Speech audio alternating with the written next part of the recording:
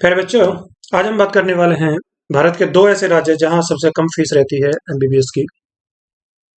और इन राज्यों के नाम हैं छत्तीसगढ़ और केरला। उससे पहले एक अच्छी आपके लिए न्यूज़ है कि अब जो total number of college India में हो गए हैं, मैं बात कर रहा हूँ जितने भी मेडिकल कॉलेज हैं, चाहे वो गवर्नमेंट मेडिकल कॉलेज है, प्राइवेट मेडिकल कॉलेज हैं, या डीम्ड आपकी यूनिवर्सिटी या सेंट्रल यूनिवर्सिटीज है, ईएसआई के हॉस्पिटल हैं, उनको सबको मिला लें तो ऑफिशियल जो पोर्टल है हमारा एनएमसी नेशनल मेडिकल कमीशन का, जिसकी वेबसाइट है nmc.org.in, उस पर आप चेक कर सकते हैं कि नंबर ऑफ जो कॉलेज है वो 600 है।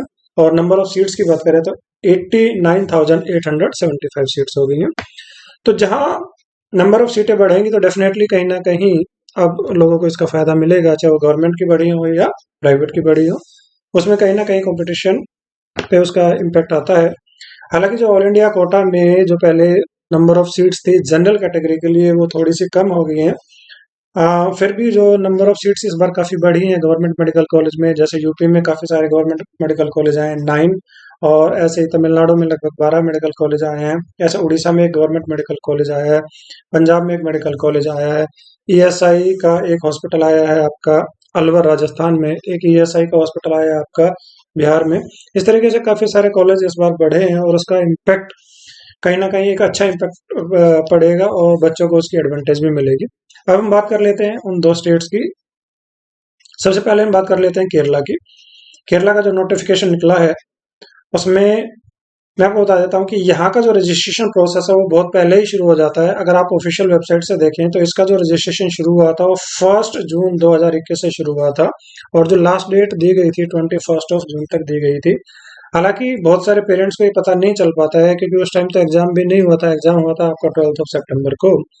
लेकिन मैं समझता हूँ कि जिन बच्चों को लगता है कि उनका स्कोर अगर 500 और 500 अबाव आ सकता है, और जिनको लगता है कि अगर उनके पास एक बैकअप के लिए एक ऑप्शन होना चाहिए, तो केरला एक अच्छा ऑप्शन हो सकता है। इसकी फीस भी काफ़ी नॉमिनल होती है, 500 की फीस जाती है, और बेसिक से कुछ फॉर्मेलिटीज करनी पड़ती हैं, जैसे आपको एक फोटोग्राफ, एक सिग्नेचर, एक डेट ऑफ बर्थ का प्रूफ उसके साथ अपलोड करना पड़ता है, और मात्र 500 रजिस्ट्रेशन फीस जाती है। इवन जब आप काउंसलिंग के लिए जाते हैं तो भी, जैसे कुछ स्टेट होते हैं जैसे यूपी है, वहां आपको काउंसलिंग के टाइम आपको 2 लाख रुपए की डीडी लेके जानी पड़ती है इवन राउंड 1 में।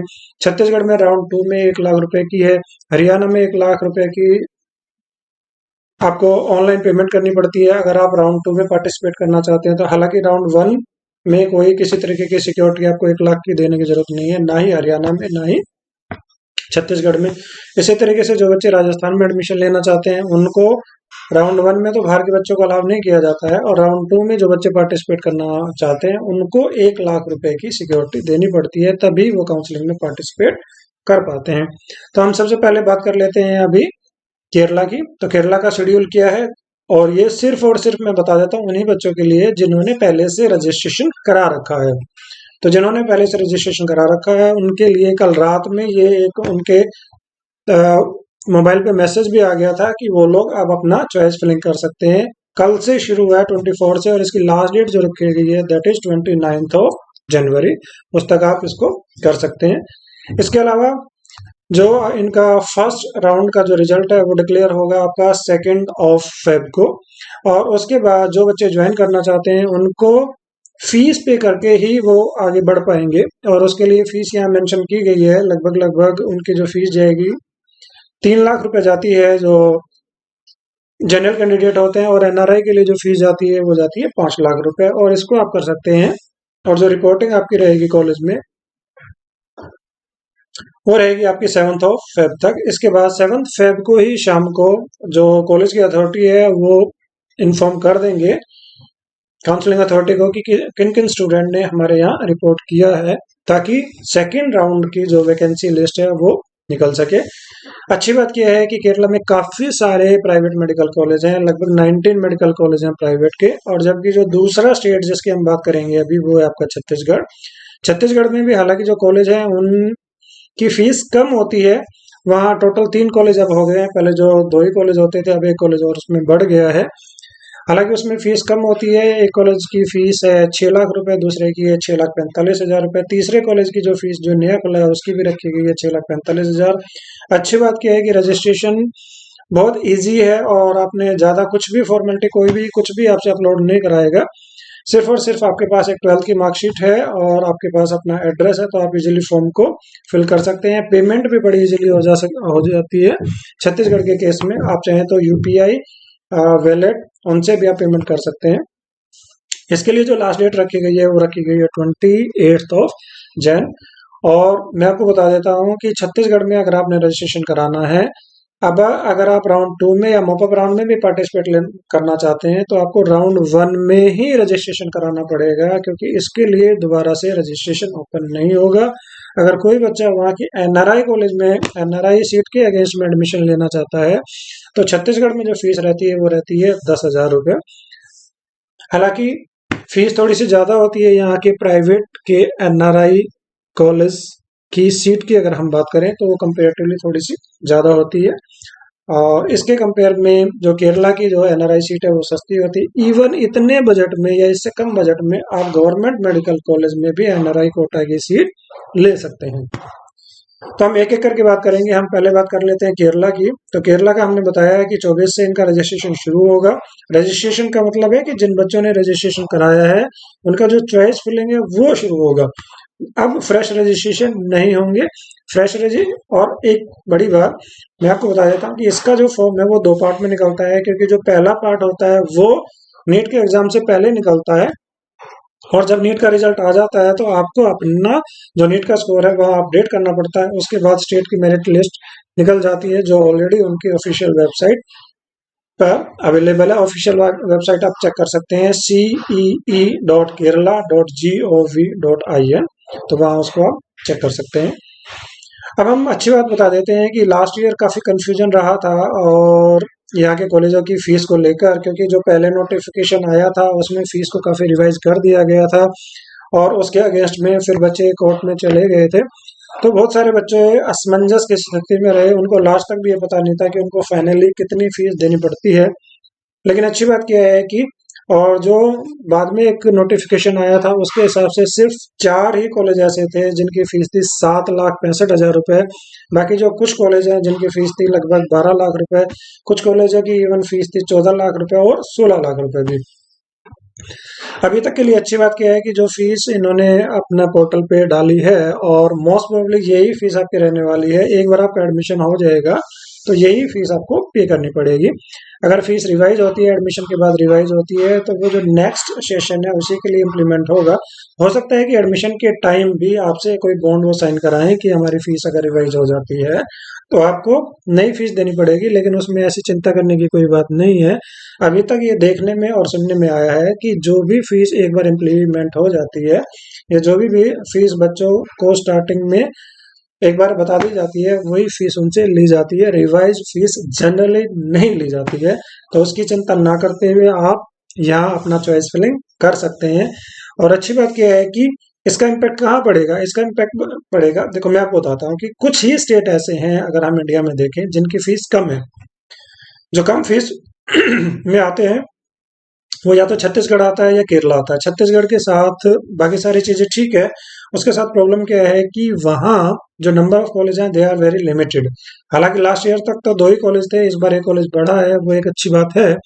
लेकिन केरला में जो नंबर ऑफ कॉलेज हैं वो काफी ज्यादा हैं, लगभग 19 मेडिकल कॉलेज हैं केरला में, तो वो एक बड़ा फैक्टर हो सकता है। और क्योंकि पिछली बार केरला में फीस बढ़ गई थी तो बहुत सारे बच्चों ने यहाँ एडमिशन ना लेके कर्नाटका में एडमिशन लिया था, इसलिए कर्नाटका का राउंड 1 और राउंड 2 में जो कट ऑफ थी वो काफी ज्यादा थी। कर्नाटका में जो राउंड 2 की कट ऑफ थी दैट वाज अराउंड 582। मैं कौन सी फीस की बात कर रहा हूँ? जो फीस रहती है कर्नाटका में 9,94,000 या 95,000, जिसको आप बोल सकते हैं लगभग 10 लाख रुपए की फीस पे। हालांकि मॉपअप राउंड या स्टे वैकेंसी राउंड या जिन कॉलेजों की फीस, जो 4 कॉलेज हैं जिनकी फीस ज्यादा है, उनके लिए कट ऑफ काफी कम था। इवन लास्ट ईयर तो 400 स्कोर वाले बच्चे को भी एडमिशन मिला था जिस कॉलेज की फीस थी लगभग 20 लाख रुपए। तो क्योंकि यहाँ काफी सारे बच्चे जिनके मार्क्स अच्छे होंगे और कुछ बच्चे जैसे यूपी में काफी सारे मेडिकल कॉलेज खुले हैं तो वहाँ भी काफी सारे बच्चे एडजस्ट हो जाएंगे, क्योंकि हर बच्चे की प्रायोरिटी रहती है कि पहले उनको गवर्नमेंट कॉलेज मिले। इसी तरीके से तमिलनाडु में जैसे लगभग 12 मेडिकल कॉलेज गवर्नमेंट के खुले हैं तो बहुत सारे बच्चे वहाँ भी एडजस्ट हो जाएंगे। जो कंपटीशन आएगा वो आएगा आपका राजस्थान से, हरियाणा से कंपटीशन क्यों आएगा? हरियाणा में लास्ट ईयर 72 सीट्स रिवर्ट होके आई थी आपकी ऑल इंडिया कोटा से, लेकिन इस बार क्योंकि नॉर्म्स चेंज हो गए हैं, अब ऑल इंडिया कोटा में 4 राउंड होंगे। पहले जो राउंड होते थे सिर्फ 2 राउंड होते थे ऑल इंडिया कोटा में, लेकिन अब क्या होंगे, ऑल इंडिया में टोटल 4 राउंड होंगे। तो जिससे राउंड 2 के बाद जो पहले सीटें बचती थी वो स्टेट में चली जाती थी। जैसे हरियाणा में 72 सीट्स आई थी, अपना महाराष्ट्र की बात करें तो महाराष्ट्र में 222 सीटें गई थी। इसी तरीके से मध्य प्रदेश में देखें तो वहां भी लगभग 70-75 सीटें वापस गई थी। वेस्ट बंगाल में भी सीटें काफी गई थी, लगभग 585 जो गवर्नमेंट जनरल कैटेगरी की सीट की मैं बात करूं तो वो डिफरेंट डिफरेंट स्टेट्स में वापस गई थी। तो उसका इम्पैक्ट क्या होगा कि ऑल इंडिया में कट ऑफ थोड़ा सा नीचे जा सकता है, क्योंकि राउंड 2 भी ऑल इंडिया से होगा, उसके बाद मॉपअप राउंड भी होगा और स्टे वैकेंसी राउंड भी होगा। तो ऐसे जो बच्चे जो थोड़ा सा वेट कर सकते हैं तो वो कहीं ना कहीं उनको इसकी एडवांटेज मिल सकती है। अब प्रॉब्लम क्या है कि जैसे मैं आपको बताता हूँ कि यूपी का कल से आज 25 लास्ट डेट है वहां डॉक्यूमेंट वेरिफिकेशन कराने का। कल तक बच्चे रजिस्ट्रेशन करा सकते थे। उसके बाद आज जिन बच्चों ने अभी तक अपने डॉक्यूमेंट वेरिफिकेशन नहीं कराए हैं वो भी यूपी में अपना डॉक्यूमेंट वेरिफिकेशन आज करा सकते हैं। उसके बाद वहां चॉइस फिलिंग होगी और वहां की बात क्या होती है, उसका राउंड 1 भी फ्री एग्जिट नहीं होता है। तो सब लोग जो यूपी में अप्लाई करते हैं और उनको अगर कॉलेज मिल जाता है तो उनको या तो सीट लेनी पड़ती है या उनको 2 लाख रुपए की जो सिक्योरिटी उनकी है वो फोरफिट हो जाती है। यही कारण होता है कि यूपी में राउंड 1 की कट ऑफ है जो प्राइवेट मेडिकल कॉलेज की वो कम होती है। उसके बाद राउंड 2 में जो कट ऑफ है वो बढ़ जाती है और इवन मॉपअप राउंड में तो और भी बढ़ जाती है। अब कुछ बच्चे हैं जिनका स्कोर इतना होता है कि जिनको लगता है कि उनको अगर बाद तक वेट करें तो हो सकता है कि छत्तीसगढ़ में भी मिल सकता है या केरला भी मिल सकता है। तो उनके लिए डिसीजन लेना बड़ा मुश्किल हो जाता है कि उनको केरला के लिए वेट करना चाहिए या छत्तीसगढ़ के लिए वेट करना चाहिए या उनको जो कर्नाटका के लिए वेट करना चाहिए। लेकिन मैं आपको समझता हूं कि अगर आप थोड़ा सा बैलेंस बना के चल सकते हैं तो कहीं ना कहीं आपके लिए फायदा हो सकता है। आपका जो बजट है वो काफी कम रह सकता है। तो हम बात कर लेते हैं कि कौन कौन से कॉलेज हैं, क्योंकि ये स्क्रीन पे ऑलरेडी दिया हुआ है तो इसमें आपका टाइम वेस्ट करने की जरूरत नहीं है। कॉलेज का नाम भी लिखा हुआ है और उसके सामने उसकी फीस भी मेंशन की गई है। सिर्फ कुछ ही कॉलेज ऐसे हैं जिनका फीस अभी तक फिक्स नहीं हुआ है, तो मोस्ट प्रोबेबली ये भी 1-2 दिन में, जब तक आपका ये रजिस्ट्रेशन और ऑनलाइन चॉइस फिलिंग का जो आपका काम होगा, जब तक ये होगा तब तक वो फीस भी आ जाएगी। तो अगर आपने पहले से फॉर्म भरा हुआ है तो मैं स्ट्रांगली रिकमेंड करूंगा कि आपको इसको जरूर इसकी चॉइस फिलिंग जरूर करनी चाहिए। और जैसे ही मैंने आपको बताया था कि जिन बच्चों का अलॉटमेंट लेटर आ जाता है उनको 3 लाख रुपए देने पड़ते हैं और जो एनआरआई कोटा में बच्चे अप्लाई करेंगे उनको 5 लाख रुपए देने पड़ेंगे। और उसके बाद और जो बच्चे डेंटल में हैं उनके लिए 1 लाख रुपए की फीस देनी पड़ती है। तो ये जो आपका पूरा प्रोसेस है 7 फेब तक आपका हो जाएगा। उसके बाद राउंड 2 का जैसे ही शेड्यूल आएगा तो हम आपको बता देंगे। साथ साथ हम ये भी डिस्कस कर लेते हैं कि जो दूसरा स्टेट है छत्तीसगढ़, छत्तीसगढ़ में जो लास्ट डेट है वो है 28 जनवरी। 1,000 रुपए की फीस है और रजिस्ट्रेशन मैंने आपको पहले ही बता चुका हूँ, सिर्फ और सिर्फ एक बार ही रजिस्ट्रेशन होगा, चाहे आप राउंड 2 के लिए करें या मॉपअप राउंड के लिए। स्टे वैकेंसी राउंड में जनरली किसी भी स्टेट में फ्रेश रजिस्ट्रेशन नहीं होते हैं, तो इस चीज का हमेशा ध्यान रखें। बहुत सारे बच्चों का डाउट्स रहते हैं कि क्या स्टे वैकेंसी राउंड में हम दूसरे स्टेट में जाके गवर्नमेंट की सीट ले सकते हैं। तो मैं आपको बता देता हूँ, स्टे वैकेंसी राउंड में रजिस्ट्रेशन दूसरे स्टेट में नहीं होते हैं। और जहां तक बात रही गवर्नमेंट या सेमी गवर्नमेंट की सीट, तो गवर्नमेंट और सेमी गवर्नमेंट की सीट सिर्फ और सिर्फ डोमिसाइल कैंडिडेट्स को ही दी जाती है। दूसरे स्टेट के बच्चे उसके लिए एलिजिबल नहीं होते हैं। तो अगर आपने चांसेस अपने बढ़ाने हैं, प्रोबेबिलिटी बढ़ानी है, तो कम से कम 2-3 आपको बैकअप बना के रखने पड़ेंगे। जैसे आप केरला का रजिस्ट्रेशन कर सकते थे, अभी आप चाहें तो छत्तीसगढ़ का रजिस्ट्रेशन कर सकते हैं। कर्नाटका का रजिस्ट्रेशन ऑलरेडी हो चुका है, आपने वहां भी रजिस्ट्रेशन किया होगा, वहां भी फीस काफी नॉमिनल रहती है। अगर इस तरीके से 2-3-4 आप बैकअप के ऑप्शन बना के रखते हैं तो डेफिनेटली आपका एडमिशन होगा, आपके बजट में ही एडमिशन होगा। अब हम बात कर लेते हैं कि छत्तीसगढ़ में फीस क्या रहती है और यहाँ आपको एक और चीज रखनी पड़ती है, वो रहती है आपकी बैंक गारंटी। या जो छत्तीसगढ़ की अगर मैं फीस की बात करूं तो मैं आपको बता देता हूं।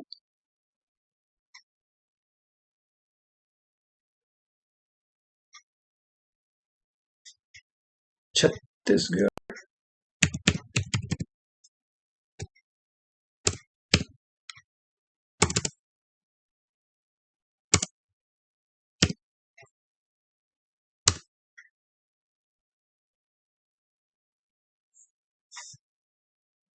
देखिए हम बात कर लेते हैं छत्तीसगढ़ की। छत्तीसगढ़ का जो कॉलेज है श्री शंकराचार्य, उसकी जो फीस रहती है वो रहती है 6,45,156 रुपए। इसके अलावा कुछ चार्जेस होते हैं, जैसे आपकी क्वेश्चन मनी होती है, हॉस्टल का मेस और यहाँ 2 लाख रुपए का होता है। और इस तरीके से जो टोटल आपका जो, और यहाँ सामने मेंशन भी किया हुआ है कि कौन सा एक मुश्त मतलब वन टाइम देना और कौन सी ऐसी चीजें हैं जो आपको ईयरली पे करनी है। तो लगभग लगभग यहाँ आपको बजट आता है वो रहता है लगभग 10 लाख का, क्योंकि फर्स्ट ईयर में कुछ चीजें ऐसी होती हैं जो वन टाइम जाती हैं। जैसे ये 20,000 है आपका, ये आपका 10,000 है, ये आपका 10,000 है।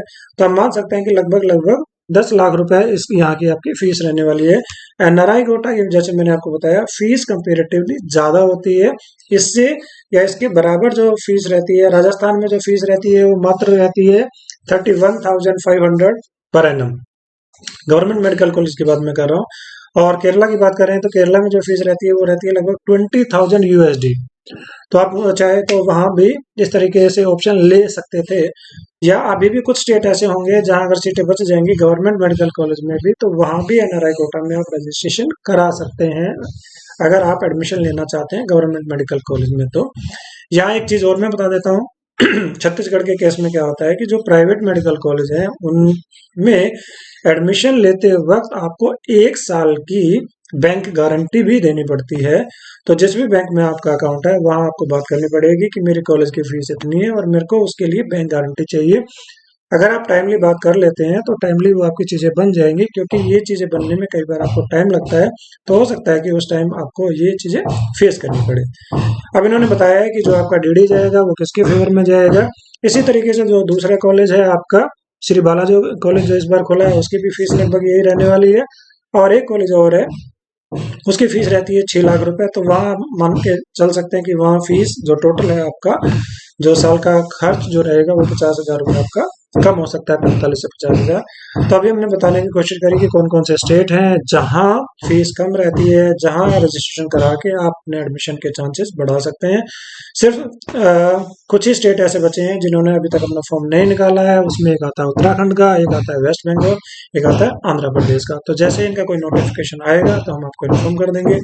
Wish you all the best. Thank you so much.